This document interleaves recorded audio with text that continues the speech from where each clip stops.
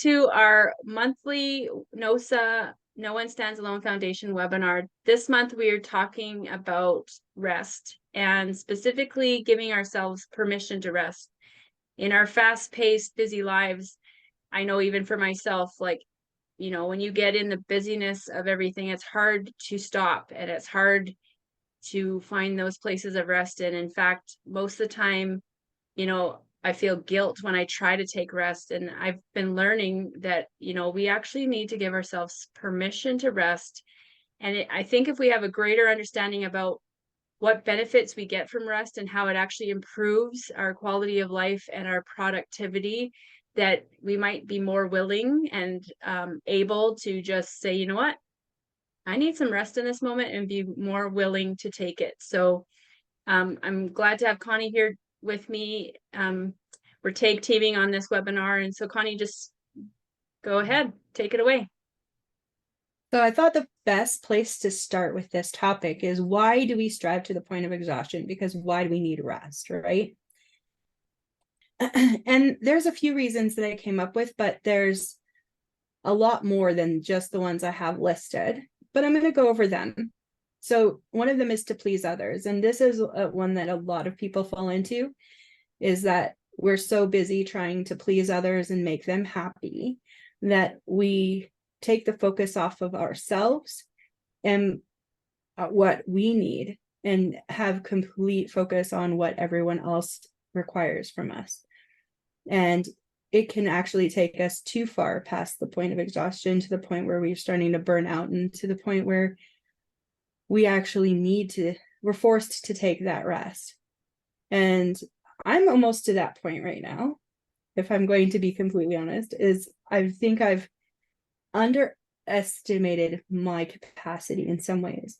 And so for the sabbatical that me and Laura are taking this month, I will be reevaluating some of my capacity and maybe having to shift some things or be creative in how I'm dealing with some things, because this isn't working for me right now. And so even I, as a presenter, struggle with this from time to time. So I don't think any of us are really exempt from striving to the point of exhaustion. Sometimes we don't delegate, and sometimes we just think that it's just better that we do it because we know the most efficient way, or we're the best at doing it. And so sometimes we don't delegate things that we probably should or probably could. Or superhero status. Sometimes people say to us, "Oh, I'm so amazed that you're doing all these things." And so it almost puts this superhero status on us, where we actually want to keep this pace going because of the fact that it's almost like we get some of our identity from that. And that's dangerous because you can't maintain that pace forever. And honestly, if you are caring for anyone other than yourself, I believe that you're already a superhero. You don't need to be doing everything for everyone to be considered a superhero in my books. Society tells us that we need to have it all. So I don't know about you, but throughout my life, the message has always been, well, you can have a career, you can have a family, you can have everything you want. And I believe that that's possible, but I believe that it's a lot harder than people give it credit for. And you have to really balance it all really well. And you have to balance it carefully, because you have to not push yourself to the point of exhaustion. You need to give yourself space to rest. We have a hard time saying no, even when we need to. That was also a big one for me in my past, is I had a hard time saying no to people. And anytime anyone would ask anything of me, I would always say yes. And it's been hard to say no, but I've had to train myself to say no to things.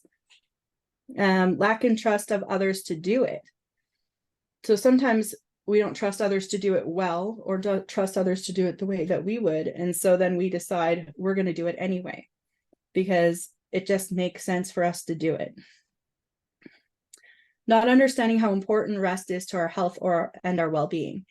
So some people just don't understand why rest is important. And so that's kind of one of the purposes of why we're doing this today, is just to make sure that everyone does understand how important it is to our health and our mental and social, like spiritual well-being, and also our mental well-being.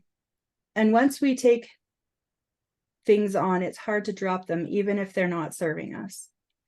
And this one is kind of like one that we wouldn't necessarily think of all the time, because this is like part of what I'm facing, right? I've taken all these things on, I've told people that I'm doing them, and now I have to figure out what to possibly shift. And that's not always easy to do.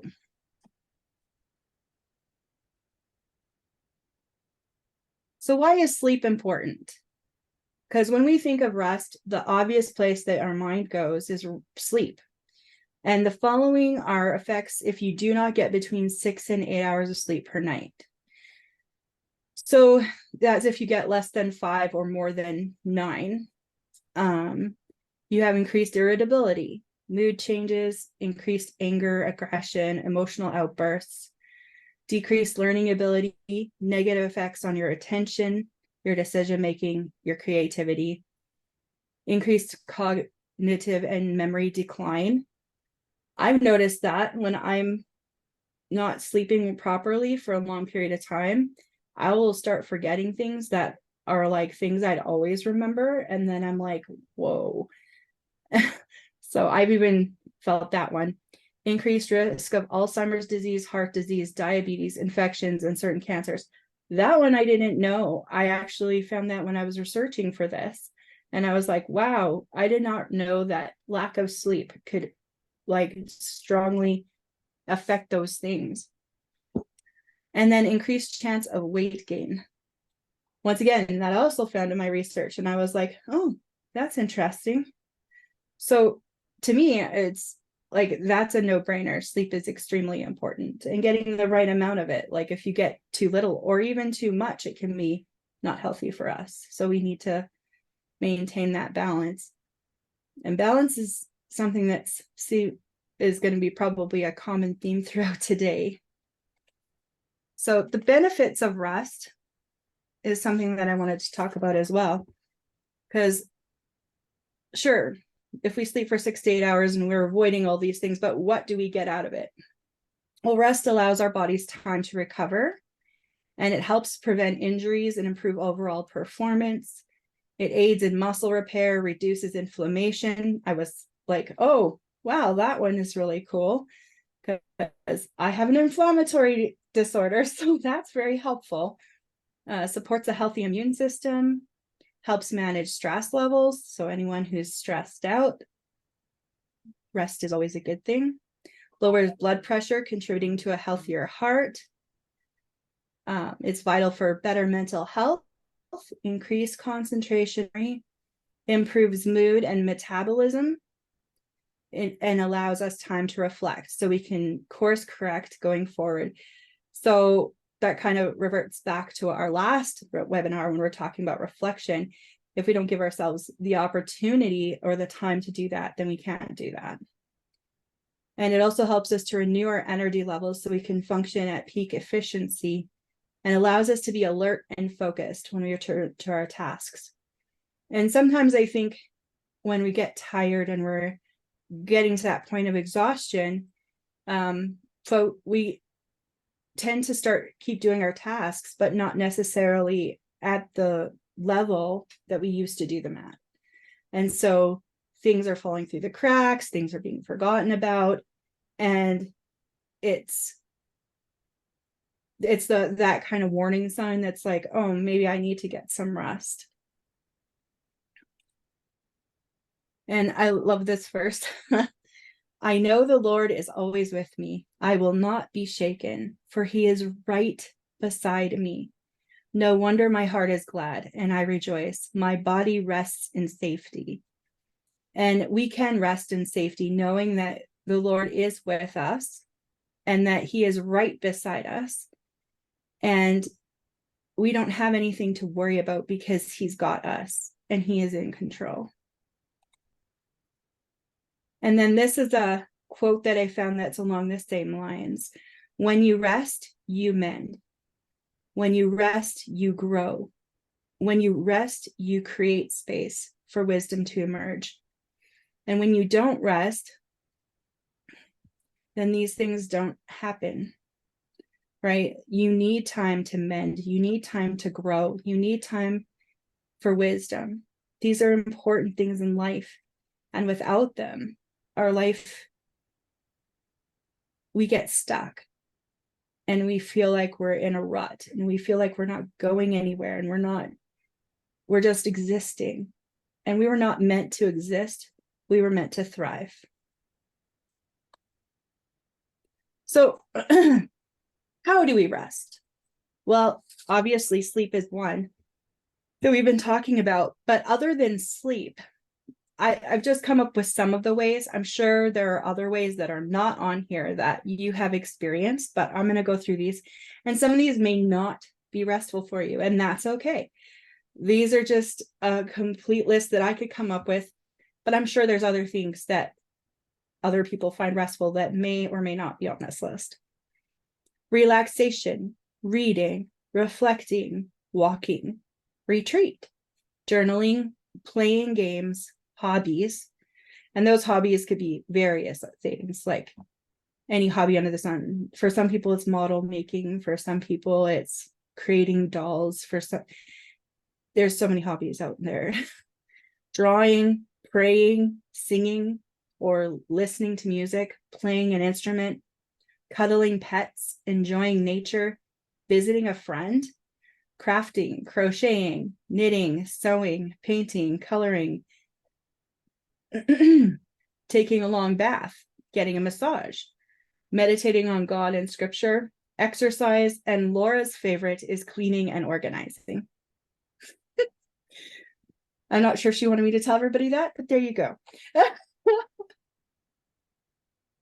So the best way I find rest is by being able to trust God completely. And I know that that seems like an obvious thing, but not for everyone. And trust doesn't always come easy. So in Psalm 91, verses 1-2, it says, "Those who live in the shelter of the Most High will find rest in the shadow of the Almighty. This I declare about the Lord. He alone is my refuge, my place of safety. He is my God, and I trust him." And it goes on to talk about in details what he keeps us safe from. And it's a very powerful chapter. I challenge you, if you have time this week, read all of Psalm 91. And in there, it just really brings me to this place where I am safe with him. I can trust him. He is in control. And he knows everything that we're going through, and he walks with us. He doesn't leave us alone. And so we can trust in that and know that he's there to protect us and care for us. And in a way that is very real, Jesus did this for his disciples in Mark chapter 4. As evening came, Jesus said to his disciples, "Let's cross to the other side of the lake." So they took Jesus in the boat and started out, leaving the crowds behind, although other boats followed. But soon a fierce storm came up. High winds were breaking into the boat, and it began to fill with water. I don't know about you, but I'd be a little bit freaked if I was a disciple at that point. My boat is filling with water. Dude, this is not a good situation. Jesus was sleeping at the back of the boat with his head on a cushion. Jesus knew how important it was to rest. He had been speaking to crowds all day, and he took this space to rest. The disciples woke up, shouting, "Teacher, don't you care that we're going to drown?" When Jesus woke up, he rebuked the wind and said to the waves, "Silence, be still." And in the original language, that actually means stop. Just stop. And they all did. So if you think about this, how loud are some of these storms that we get? Like, think about the worst thunderstorm you've had in the last while. It wasn't quiet, it was loud. And the minute he said silence, it was silent. Like, that is amazing to me. Suddenly, the wind stopped and there was a great calm. Then he asked, "Why are you afraid? Do you still have no faith?" And I don't think he said that because he was shocked they'd be afraid. I think it was more he was saying, "Do you not know who I am? I am your safe place. I am that God from Psalms. I am him. Do you not know this yet? You are safe with me," right? I think that's what he was getting at, is that we are safe with him. And he knew that nothing was going to happen because he was there with them. And I think when we face our storms, when we know that God is there with us, we can face them with confidence, knowing that he is our peace in the storm, knowing that he is our eye in those storms. Rest is the joy of focusing internally instead of externally. It's taking time to nourish the soul and find calm within life's storms. And I really think that that is a key for when we take time to rest, is we get that opportunity to look inward instead of just our circumstances and instead of just the world around us. We get that opportunity to really become a little bit introspective and examine what's going on. And this week, as I've been preparing for my sabbatical, I have taken a lot of time of reflection. And it's why I've realized that I'm actually not doing as well as I thought I was, because I was able to take that honest look at myself because I've already started slowing down. So Laura, I'm going to pass it back to you. I just want to talk about this a bit more because as Connie and I were preparing for our talk today, I had completely left all of my notes behind at my house. And just, Connie, as you were speaking about this, I wanted to share some things that I had written down, but I didn't put in the presentation because it just wasn't coming to me, because I had forgotten all my prepared work at home. But one of the scriptures that God really highlighted to me for you guys was Matthew 11:28. And it says this: "Come to me, all you who are weary and burdened, and I will give you rest.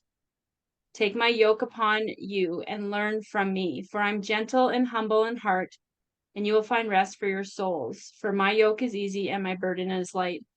And when God brought this scripture to me, like, I really love to dive deep into scripture, and I look at meanings of words, and I ask God more questions. And so I'm gonna just read through some of the things I wrote down, because I feel like it's gonna help us get a perspective of, you know, that exchange that happens when we, like Connie was saying, when we completely trust God, when we completely rely on him.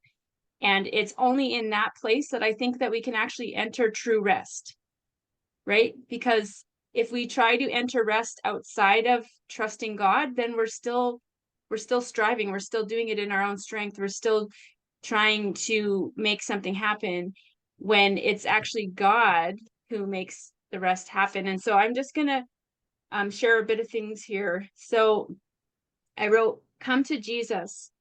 When we come to Jesus, he gives us everything that we need. He knows what we're thinking before we even think it. He knows what we need in every circumstance. So don't hesitate to come to Jesus. So in Matthew 11:28, he said, "Come to me, all you who are weary and burdened." And when we think about what it means to be weary and burdened, the actual definition of weary is feeling or showing of tiredness, especially as a result of excessive exertion or a lack of sleep. Now, these are all the things that Connie was already talking about. Being weary is when we are experiencing extreme fatigue and extreme tiredness, but it's because we're not sleeping well, and it's because we've taken on too much. And then the other word that he highlights in the word is burdened. And the definition of burdened is cause someone hardship or distress, heavily laden or encumbered or burdened with guilt or responsibilities. And when I think about my seasons when I've really had to enter a season of rest, when I've had burnout or when I've like just overextended myself, that's how I've felt. I felt that I was heavy laden and I was encumbered with so many responsibilities. And in many of the cases, things that I should have never picked up in the first place, but I did it out of guilt. I did it out of feeling like all those reasons Connie said right at the beginning, you know, we do things because we think we should, we do them because we can. And then when we start doing those things, we feel like we can't let them go. And so what's the answer to that? Jesus says, come to him because he will give us rest. But he says for us to take his yoke upon us. So I started looking at, well, what truly is a yoke? And so the definition that came up for that was it's a curved piece of wood, a harness often used by oxen or other animals to ease the work of hauling a load. So when you think about your life and you think about all of the responsibilities you have, all of the jobs you do, everything that people expect of you, everything pulling at you, that is a yoke.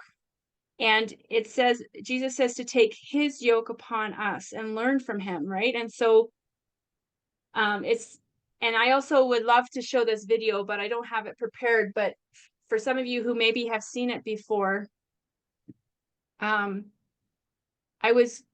aunt had passed away and we had gone to Saskatchewan to help go through her belongings and clean out her house because it was going up for sale. And so much was going on in my life. I was feeling so overwhelmed.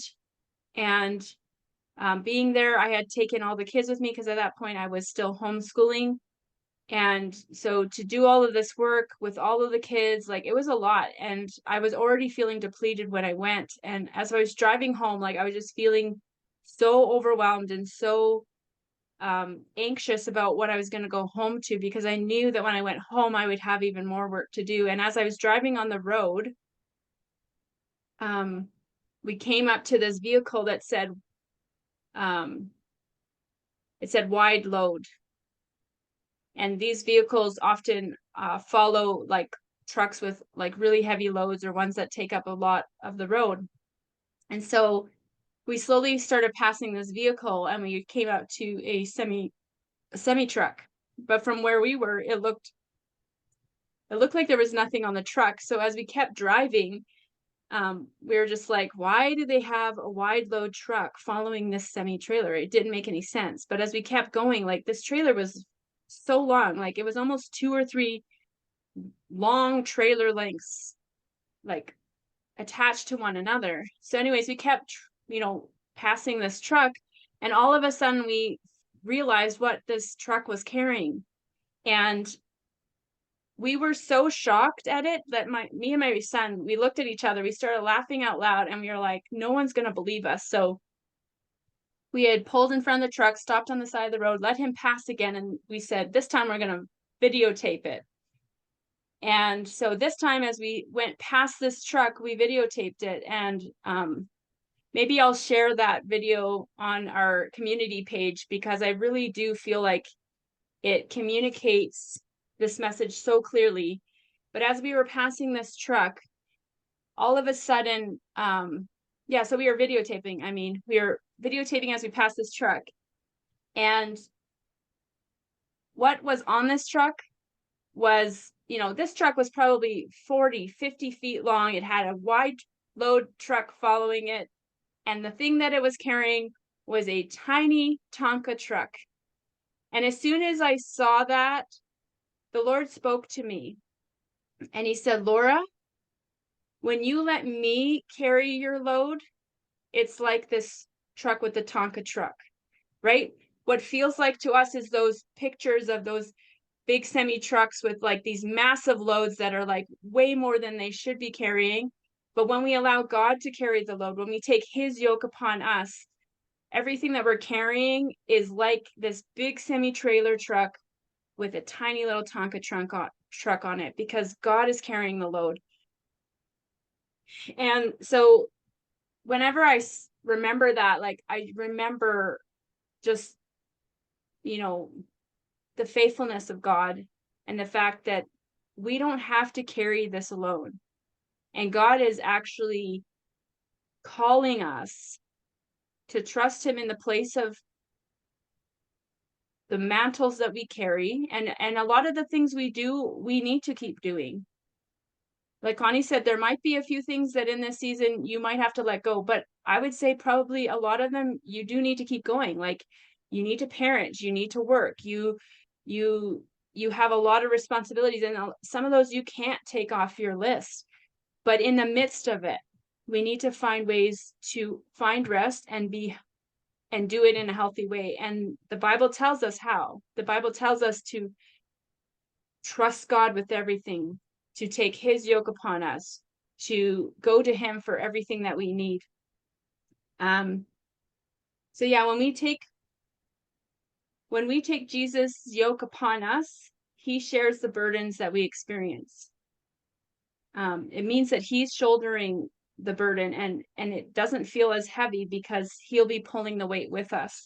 And I found that to be true when I've done that, when I've just even said, you know what, Lord, I can't control the outcome of this situation. I completely put it in your hands, and I take my hands off of it. Like he just comes in these miraculous ways and turns things around in ways that I could have never done on my own. And so I encourage anyone who's listening to this, whether live here or the recording, to, expand your level of trust in the Lord and be willing to not test him in this, but find that he's faithful in this. In the second part of the verse, he says, learn from me because I'm gentle and humble in heart, and you will find rest for your souls. The thing about God being so gentle and humble is he knows what we're going through. He's already gone through this himself, and he understands the pressures that we face. And so, there's another scripture that says, we do not have a God that does not understand what we're going through. He does. And he has compassion and he has mercy for us in our times of need. Man, it doesn't want to switch for me. There we go. So I want to talk a little bit about sabbatical rest, biblical sabbatical rest, because I think in our generation and in our culture, we have gotten away from this biblical model. And because of this, we are experiencing many devastating effects of what comes with that. And God's modeling starts right at the beginning of creation. And we all know this, like God created everything, the heavens, the earth, man, all of the animals, everything he created in 6 days. And on the seventh day, he rested. And after that, he commanded us to honor the Sabbath.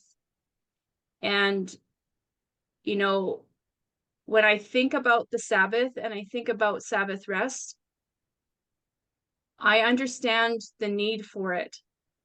And sometimes I feel, I have felt the devastating effects of not having rest in my life, of not honoring the Sabbath and not taking God at his word. And I don't want people to experience the issues that I've had. I don't want people to experience burnout. I don't want people to have so many physical issues because they're not taking proper rest or taking proper care of themselves. And so that's why we wanted to bring this subject up, because it is so important. And in a lot of cases, we have these things going on in our lives, but we don't, it's like being on that hamster wheel. Once you're on it and spinning, it's hard to get off. right? It's hard to get out of negative patterns that you've been doing for so long. And sometimes when we think about sabbatical rest, we actually see it as an inconvenience or unnecessary. I've even had seasons where it's been like, yeah, I could probably rest right now, but these other things are more important. In those seasons, I didn't realize how important rest is. And then the last point I want to make in this part is just when we break biological laws that God has set up, there are natural consequences to doing that. It's like if you were to jump off a building, well, you're going to crash to the ground because of gravity, right? And when we don't take time for Sabbath rest, there is a natural consequence that comes with that.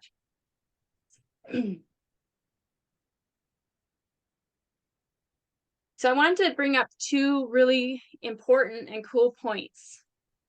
Did you know that you undergo significant physical, hormonal, and emotional changes every 7 years?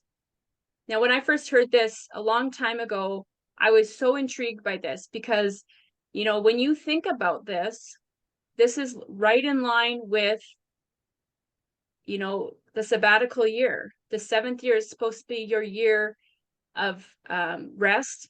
It's supposed to be a year of change. And, even our own physical bodies go through that, right? And when you think about how God's, hardwired it into nature, he's hardwired it into, everything that he does, but even our physical bodies, like I have charted this out. I've gone back and I've thought, okay, well, what was happening in my life at the age of 7 and 14 and 21 and 28?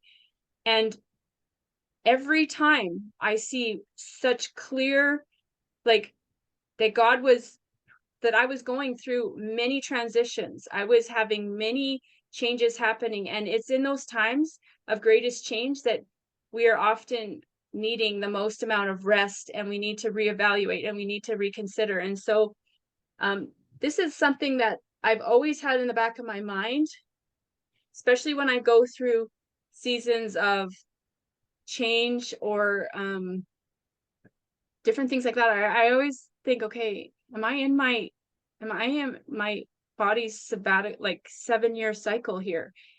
Because if you are, you might want to give some more consideration to the fact that in that year, God might be calling you to step back from some things and to seek him, to know what he wants you to do moving forward. Because for me, he seems to kind of shift things, kind of redirects, opens up new doors, and it's actually quite incredible if you take the time to just chart that out and see what your pattern has been in the past, because I think you're going to find some interesting things come up if you take the time to do that.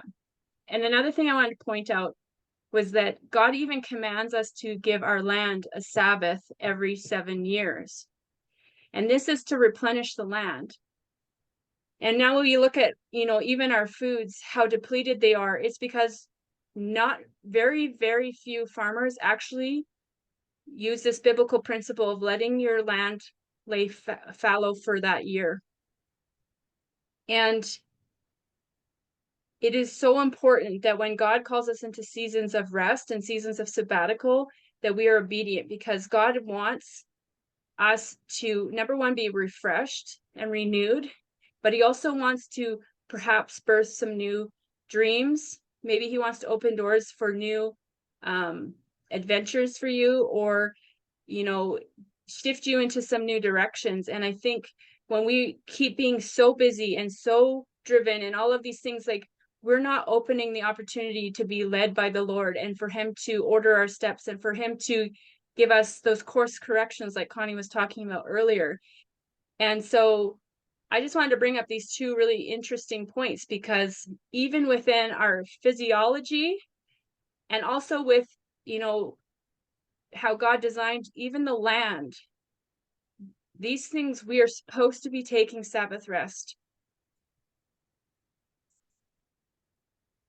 So I have a video that I found that I feel is so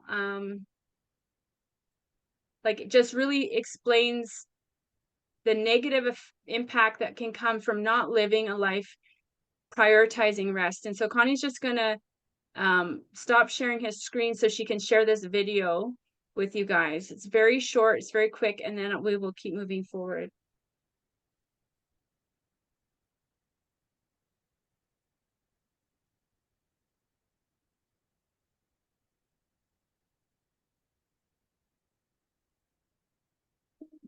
My friend told me about this study they did a few years ago where they injected these beautiful redwood trees with a chemical similar to adrenaline, so that way the trees wouldn't go into hibernation.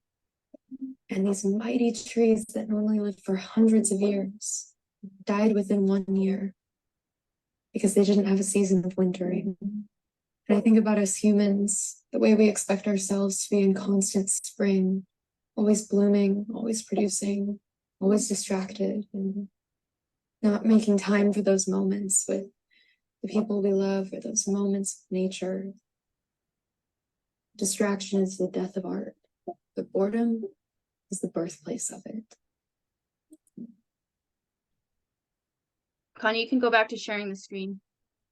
I wanted to share that video because it so resonated with me. And, you know, when you think about what those scientists did to those redwood trees, they injected them with something similar to adrenaline.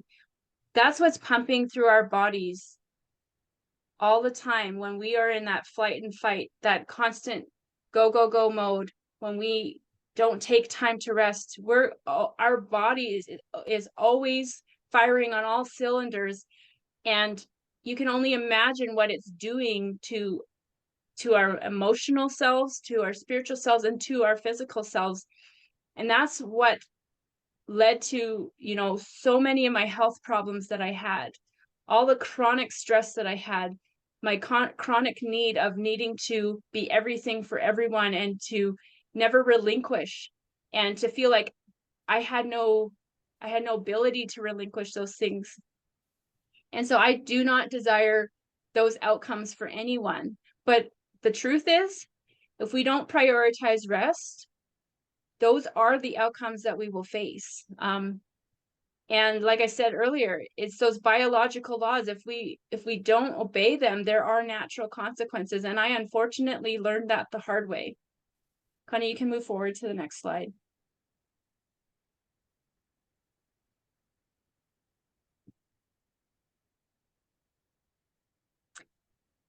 This is one of I have many favorite scriptures, but this one I really love, and I felt I want to share it with you today. Is Proverbs 3:5-6. Trust in the Lord with all your heart. Do not depend on your own understanding. In all your ways acknowledge him, and he'll make your path smooth and straight. When I think about my life, when I think about everything that I'm doing, and, you know, the times when I've felt so driven to pursue or push or achieve, it's been only the times when I've like completely trusted the Lord and been able to go to him for the guidance I needed and take the time for rest and listen for his voice, that he prepared the way before me. He removed those obstacles. He brought the answers that I needed. He made my pathway smooth and straight. And so, like, I think if you search the scriptures, you would find hundreds and hundreds and hundreds of scriptures where he is compelling us to trust him. He's compelling us to come to him, to listen for his voice, to allow him to carry our burdens, to allow him to go before us. But like Connie said at the beginning, why do we feel so compelled to do it all on our own? We were never designed to be that way. We were never designed to, you know, be dependent on ourselves. We have been designed to be dependent on God and have him direct our steps.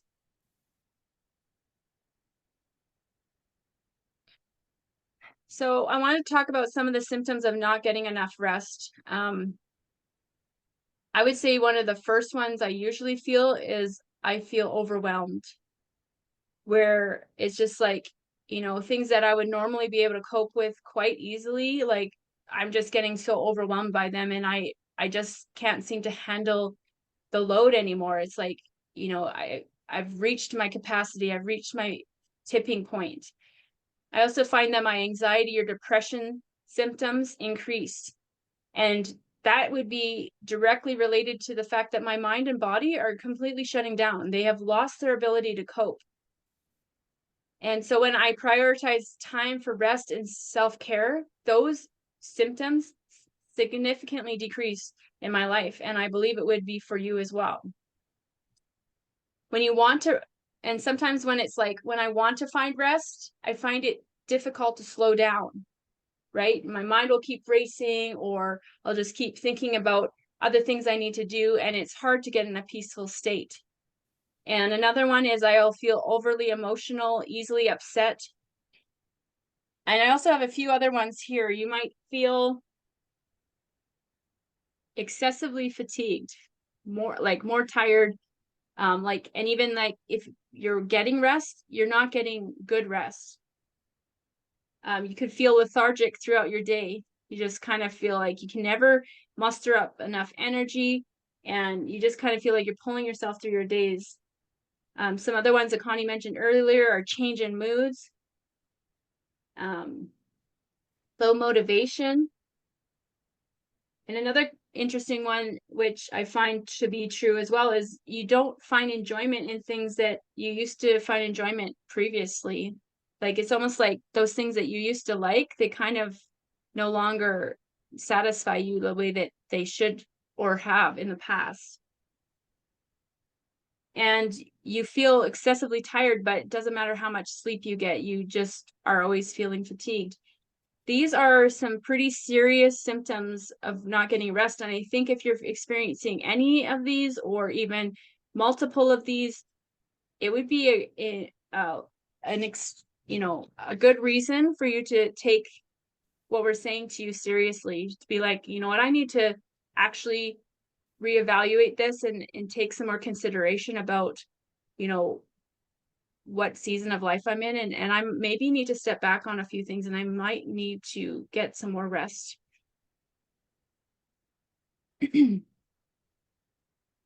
found this quote, and unfortunately for me, it was true, and I felt like it should be shared.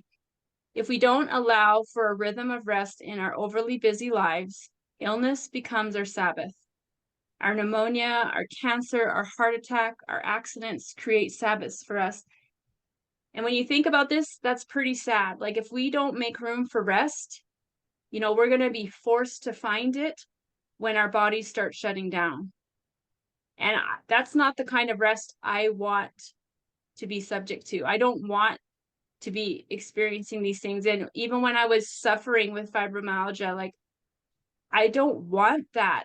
And I don't want that to ever return. And so that's why I prioritize and I take very seriously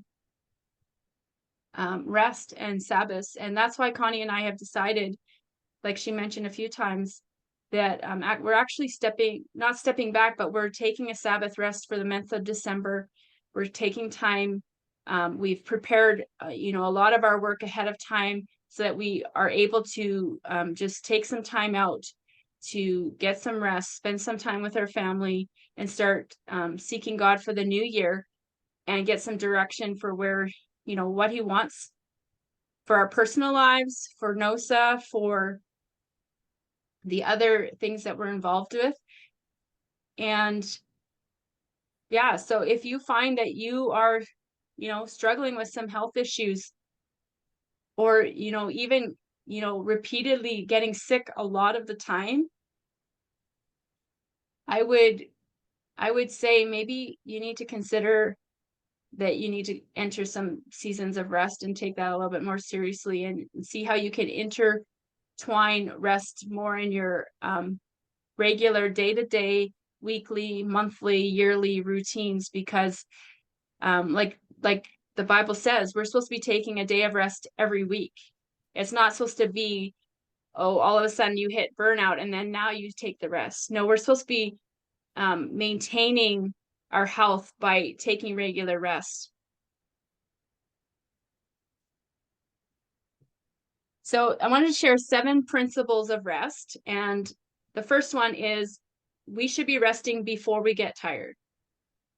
So if we're getting to the point where we're having those symptoms of feeling overwhelmed, feeling over emotional, not having enjoyment in things, having some physical issues, like we're not doing what we need to be doing. We need to be resting before we get tired. Or even on the very first sign of, okay, I'm feeling a little overwhelmed. I need to take a step back and just take a little time for myself. And I even had to do it yesterday. Like I had a busy day. And when I got home, like I was just like, okay, I'm feeling pretty tired. And I gave myself permission. I'm just going to go have a 30-minute nap before I make dinner. Right. And you might need to do those kind of things to just like this whole presentation is called permission to rest. Allow yourself the space and the ability to recognize where you're at in any given moment and be like, okay, I just need to take 10 minutes and have a few moments to myself, right? Because that, if we can integrate rest and caring for ourselves into our everyday life, and then also prioritize that Sabbath rest, that one day a week where we, take a break from all the work that we do, I think we're going to see an incredible change and shift in our mental health, our physical health, and also our relational health with other people. So number 2, have a rhythm to your rest. It's easier to implement something when it has a rhythm, right?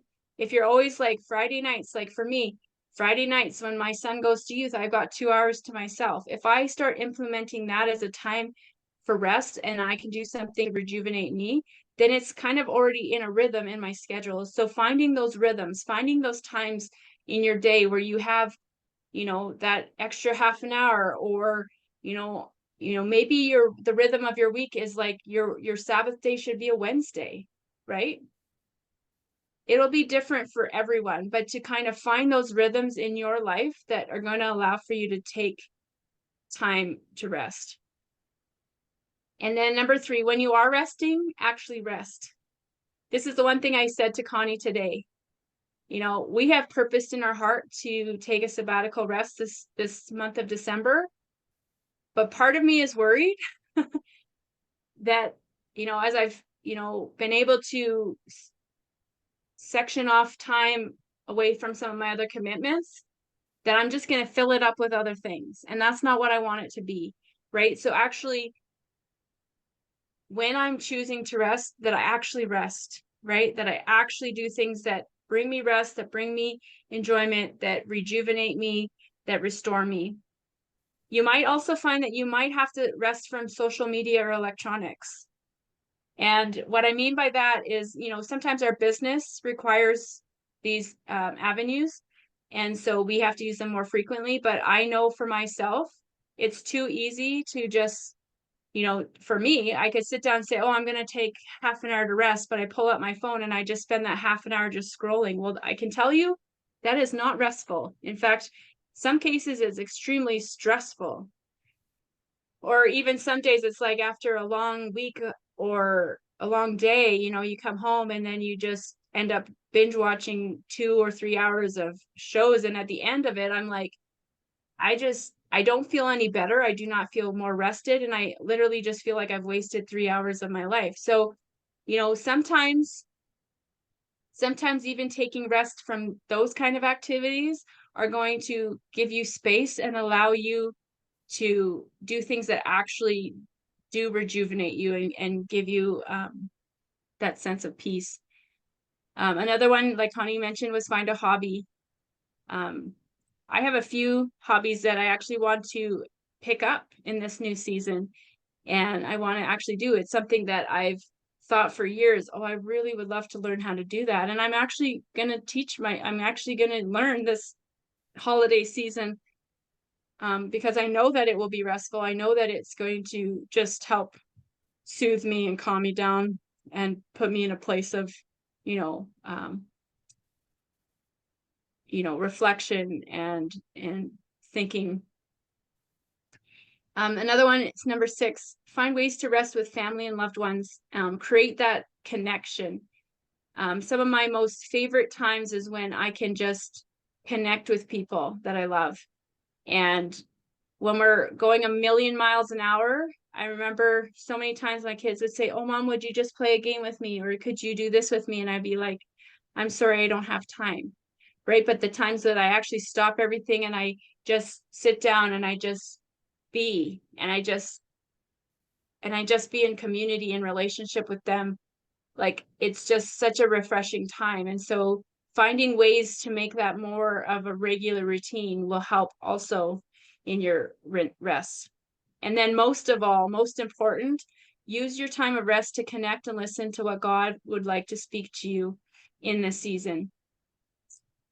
I firmly believe that God is always speaking to us. He's always communicating with us. He's always leading us, directing us, giving us wisdom for the decisions we need to make each day. And when we're so busy, when we're so driven, we're not taking the time to listen. We're not slowing down. We're not considering him. We're not going to him for his counsel. We're not doing what that verse in Matthew 11:28, which is to come to him and to rest with him and give him those burdens so that he can make our burdens easy and light. And so we need to do that more. We need to make that a priority.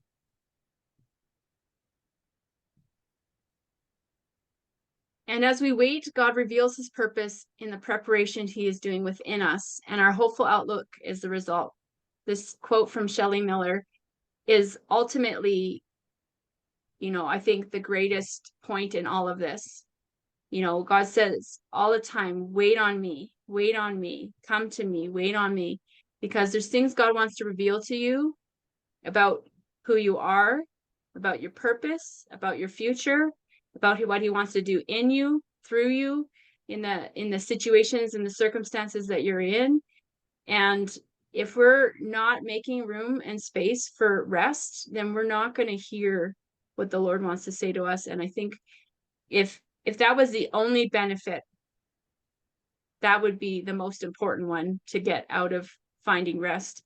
Aside from all of the other benefits you're going to get, having that close connection with the Lord and being able to get his direction and his wisdom for our lives, I think is invaluable.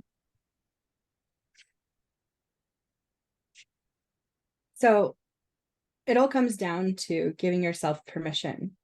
The hardest part of everything we've talked about is this, because we a lot of times are so busy or have so many things that are important going on that it's hard for us to actually give ourselves permission to rest in the midst of it. But it is so important. So that's what our activation is today, giving ourselves permission. And what does that look like? So first is the acknowledgement that we need rest. That seems like the easy part, but if we don't acknowledge that we actually need it, we're not going to take it. So second, it's make a plan to create space and time to rest effectively. So what needs to be delegated? What can you let go of? Who do you need to tell to ensure that this rest happens for you? And whatever it entails to be able to make a plan to create that space and that time is what you do for the second part, because that'll make it easier for you to give yourself permission if you have a plan. Thirdly, think about what you're going to do with your time of rest, because if you don't fill it, someone will. And you can choose some of the activities we discussed earlier, like on that page of things you can do other than sleep, but sleep is a good one too. Or anything you find restful. If your thing is not on that list, that's okay. Whatever you find restful, go and do it. For my friend, it's mountain climbing. That was not on our list, yet that would be top of hers. So, there you go. And I just wanted to take note that if we don't find ways to fill this time, we will be tempted to fill it in other ways that aren't restful. If other people don't, we'll fill it in other ways. We can make ourselves busy. We've proven that. So we need to figure out restful ways to use that time. And lastly, how will you protect this time? What boundaries do you need to put in place to ensure that you get the rest you need? And me and Laura had a chat about this today. Like, how am I going to protect this time? How am I going to make sure I don't slip into work and stuff like that? And I think we came up with some pretty good ideas. And these are all essential pieces for you to feel free to give yourself permission. If you do all of these things, it'll be a lot easier for you to go, you know what, I can take a rest because I have it planned. I know what I'm doing, and I know that I can protect it. So we're just going to take 5 minutes. I'm playing a song that's like literally 5 minutes long. So at the end of the song, we'll wrap up and we'll take time to discuss.